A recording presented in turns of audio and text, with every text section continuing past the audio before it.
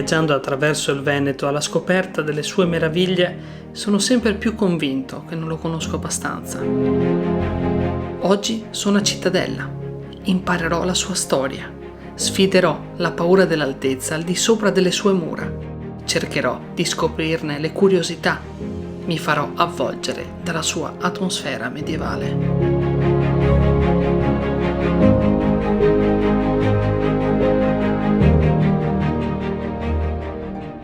La fondazione di Cittadella risale attorno al XIII secolo, ma la sua storia è ben più antica. Mi sto avvicinando alla città e sono senza parole. È impossibile non rimanerne affascinati. Non si possono non notare le altissime mura medievali. Queste mura si vedono anche da lontanissimo. Cittadella è l'unica città in Europa con un camminamento di ronda completamente percorribile. Ovviamente non posso perdere questa opportunità e mi sto dirigendo verso l'ingresso della passeggiata panoramica.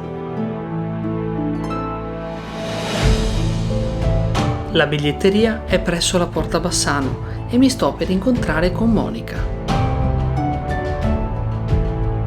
Benvenuto a Cittadella, il percorso sarà completamente percorribile, durerà più o meno 1,5 km, quindi un'oretta, e si comincia dalle scale di qua. Si accede passando per la casa del capitano. Il percorso è sicuro ma soprattutto spettacolare. L'altezza mi inquieta un po'.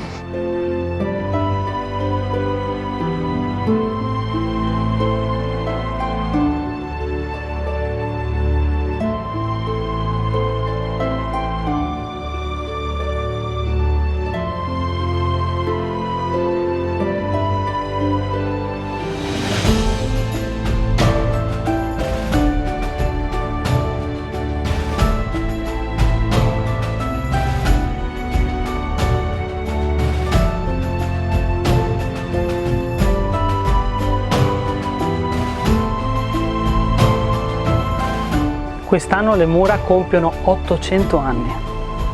Si ha proprio la sensazione di camminare nella storia.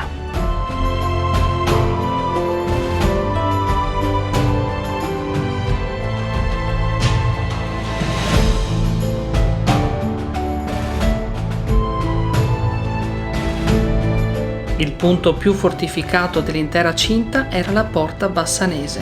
Era l'ultima ed estrema difesa della città. Camminando lungo la ronda incontro altre porte, come la Porta Vicentina.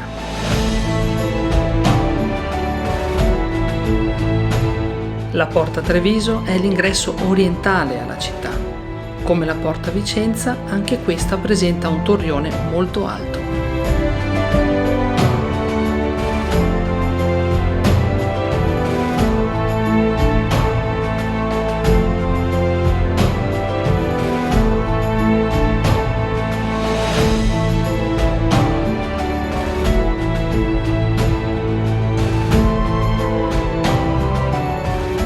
La Porta Padova attira la mia attenzione.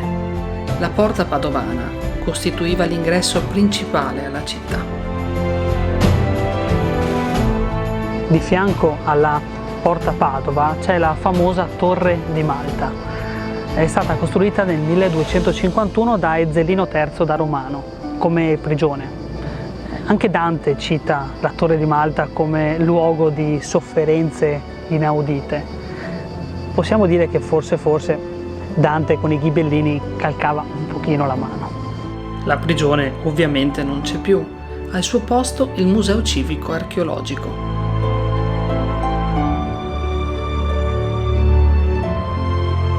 Sto andando ad incontrare Eden, che mi dirà qualcosa in più di questo museo.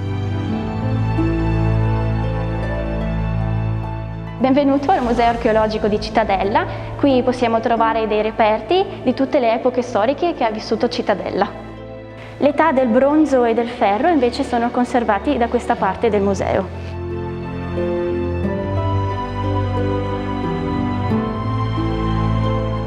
Qui invece c'è il cippo gromatico romano ritrovato nel letto del fiume Brenta negli anni 60 a San Giorgio in Brenta.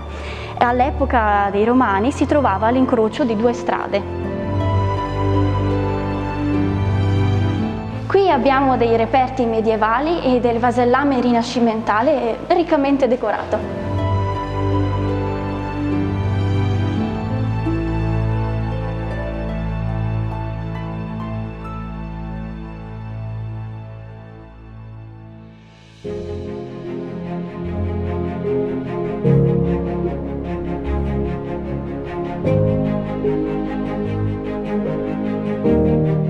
Dal camminamento di ronda ho notato altri edifici che vorrei visitare. Mi sto avviando verso il Teatro Sociale.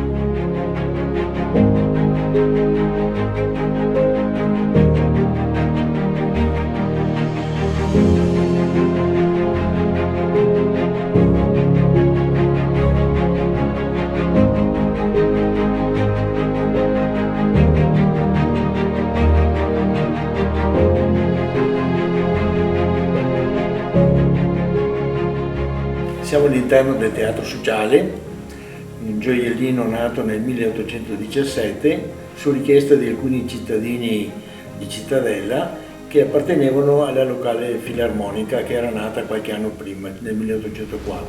La richiesta viene fatta alle autorità che in pochissimi mesi, sempre nel 1817, dà l'autorizzazione a costruire questo teatro. Praticamente si chiama Teatro Sociale proprio perché è fatto da una società di cittadini che si autotassano, comprano prima ancora di costruirlo, comprano qualche palchetto, anche più di uno, pur di far fronte alle spese. Il progetto del teatro è dell'ingegner Giacomo Bauto di Bassano del Grappa. Lui aveva già fatto il teatro di Bassano qualche anno prima. Gli interni si viene chiamato Francesco Bagnara di Vicenza, lo stesso che poi ha dipinto anche gli interni della Fenice di Venezia, e sembra per la facciata Giuseppe Iappelli di Padova, l'ingegnere Iappelli. Il pittore Francesco Bagnara, appunto, che aveva fatto anche gran parte delle pitture del teatro La Fenice di Venezia, ha lavorato qui qualche anno e ha lasciato questo piccolo capolavoro.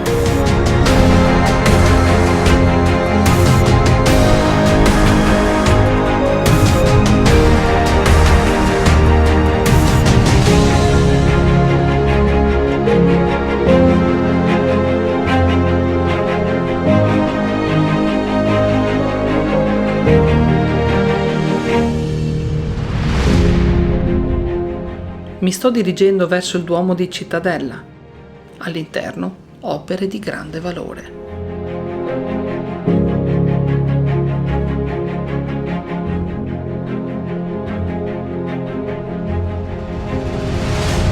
Il mio viaggio a Cittadella sta giungendo al termine e mi rimane un'ultima cosa da fare: assaggiare un dolce tipico, la Dama dei Carraresi. Per questo sto per incontrare Massimo del Bistrò Carraresi.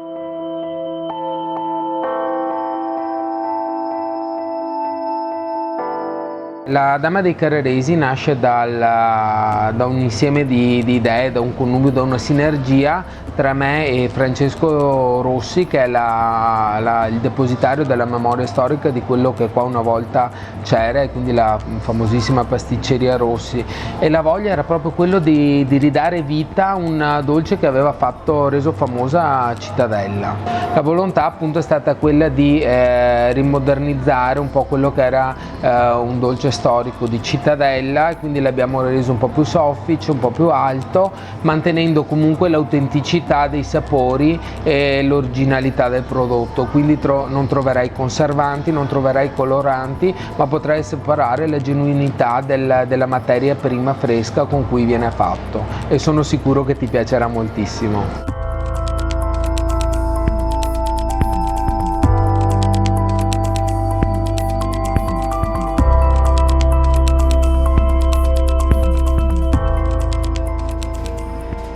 È proprio vero, ogni luogo ha una particolarità, ogni luogo ti trasmette sensazioni diverse e uniche.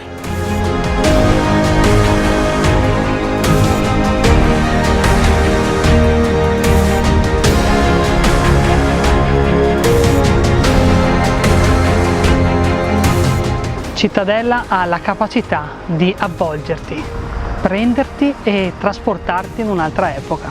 Un'epoca particolare, non sempre apprezzata, ma sicuramente affascinante, a cui è piacevole ogni tanto buttare uno sguardo.